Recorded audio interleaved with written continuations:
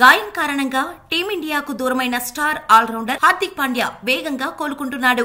మరికొన్ని రోజుల్లో పూర్తి ఫిట్నెస్ సాధిస్తాడని తెలుస్తోంది. అంతేకాక వచ్చే ఐపీఎల్ సీజన్ కు దూరమవుతాడని వస్తున్న వార్తల్లో వాస్తవం లేదని సమాచారం. ఇటీవల ముంబై ఇండియన్స్ కు హార్దిక్ కెప్టెన్ గా బాధ్యతలు అందుకున్న విషయం తెలిసిందే.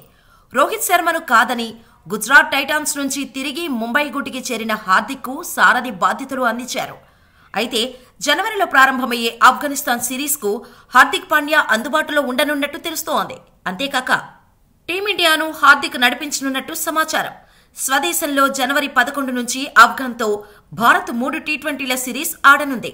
వచ్చే ఏడాది జూన్ టీ20 ప్రపంచ కప్ జరగనుంది. ఈ మెగా టోర్నీకి ముందు టీమిండియా ఆడే ఆఖరి సిరీస్ ఆఫ్ఘనిస్తాన్తోనే. మరోవైపు ఆఫ్ఘనిస్తాన్ సిరీస్ కు సూర్యకుమార్ యాదవ్ దూరం కానున్నాడు. దక్షిణాఫ్రికాతో జరిగిన ఆఖరి టీ20లో సూర్యకు గాయమైన సంగతి తెలిసిందే. అయితే సూర్య తన గాయం నుండి కోలుకోవటానికి సుమారు 6 నుంచి 7 వారాల సమయం పడుతుంది. సూర్య గ్రేడ్ 2 గాయం తీవ్రతతో బాధపడుతున్నాడు. ప్రస్తుతం విశ్రాంతి తీసుకుంటున్నాడు. వచ్చే వారం బెంగళూరులోని ఎన్సీఏకు వెళ్లనున్నాడు. ఇక హార్దిక్ విషయానికి వస్తే అతడు ఫిట్ గా ఉన్నాడు. ఐపీఎల్ కు హార్దిక్ దూరమవుతున్నాడనే కథనాలన్నీ వదంతులే. వచ్చే ఐపీఎల్ సీజన్ కు ఇంకా దాదాపు 4 నెలల సమయం ఉంది.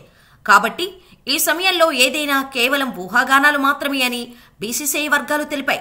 అయితే హార్దిక్ అందుబాటులో లేకపోతే ఆఫ్ఘనిస్తాన్ సిరీస్ కు రోహిత్ శర్మను కెప్టెన్ గా నియమించనుంది.